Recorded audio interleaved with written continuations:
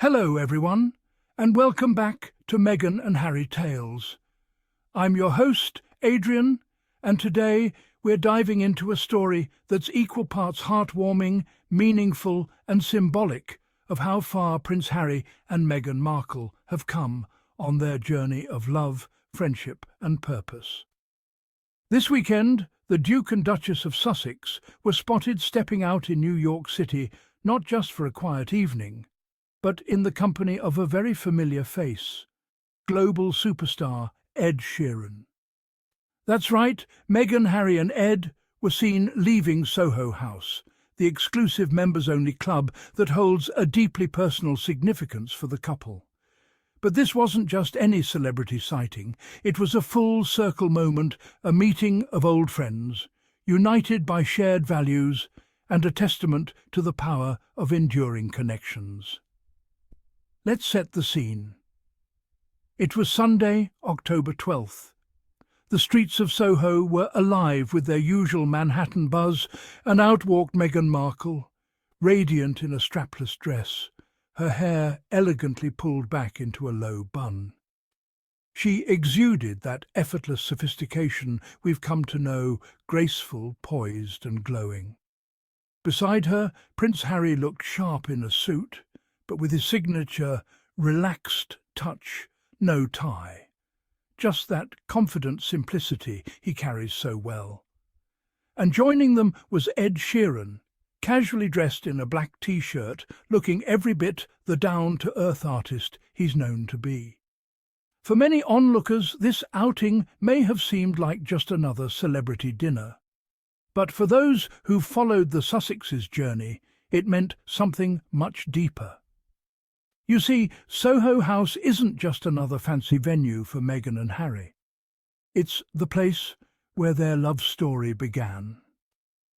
Back in July 2016, when Meghan was still starring in Suits and Harry was juggling royal duties, they were set up on a blind date. And where did it happen? At Soho House in London. According to friends close to the couple, that first meeting was electric. The chemistry was instant. They spent hours talking, laughing, connecting on shared passions from humanitarian work to travel to mental health advocacy. The next day, they returned to the very same members' club for a second date. And the rest, as they say, is history. So returning to Soho House in New York years later as husband and wife, parents and respected advocates for global causes carries emotional weight. It's a reminder of how their relationship has evolved from a quiet spark into a powerful partnership for good. And what about Ed Sheeran's connection to the couple? Well, it's more than just celebrity circles crossing. Ed and Harry have shared mutual respect and friendship for years. In 2019, they teamed up for a memorable World Mental Health Day video through the Royal Foundation's Heads Together campaign. The clip showed the two redheads joking about their shared hair colour, but more importantly, delivering a serious message. That it's okay to talk about mental health and to check in on friends who might be struggling. It was witty, heartfelt, and very human, a glimpse into the kind of awareness both men have tried to raise, each in their own way. Then, in 2021, they crossed paths again at a private garden party celebrating the winners of the Wellchild Awards. There, Harry and Ed reportedly swapped stories about fatherhood, both proud dads navigating the beautiful chaos of raising young children. So seeing them reconnect now in New York with Meghan by Harry's side is another reminder of how genuine friendships in the public eye can endure through time, fame and change. The Sussexes' trip to New York wasn't all social. Their weekend was filled with purpose and impact.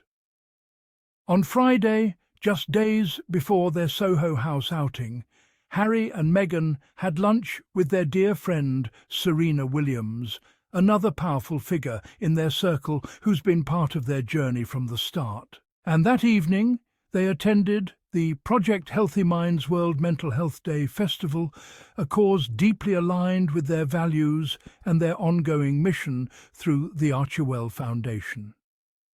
The couple's presence wasn't just symbolic. They were being honoured with the Humanitarians of the Year award, recognising their unwavering commitment to supporting mental health and creating safer digital spaces for families and young people. In their acceptance remarks, Meghan and Harry shared words that resonated far beyond the room. They said, "Working with families and young people to prioritise safety online has been some of the most meaningful work of our lives.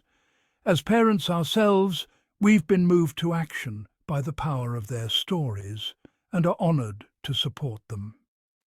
Those aren't just polished words. They reflect a genuine calling.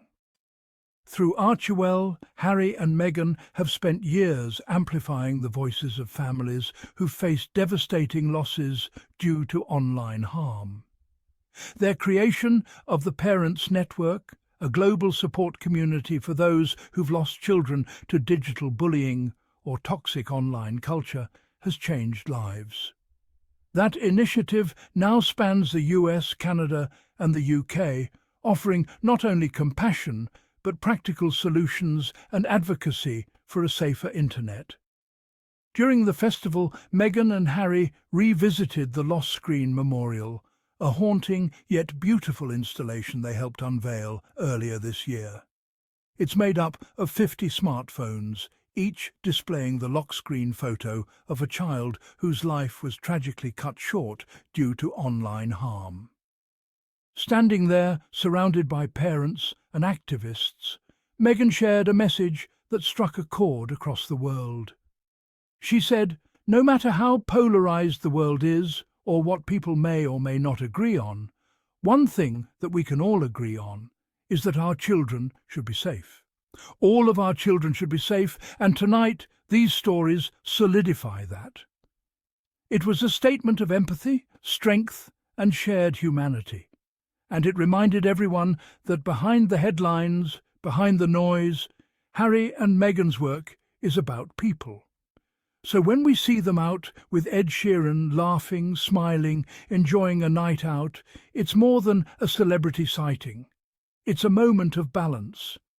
These are two individuals who faced immense public pressure, often unfair criticism, and yet they continue to show up not just for the cameras, but for the causes they believe in. It's easy to forget that Harry and Meghan are also just people, parents, friends, colleagues, navigating the complexities of modern life while trying to make the world a little kinder, a little safer.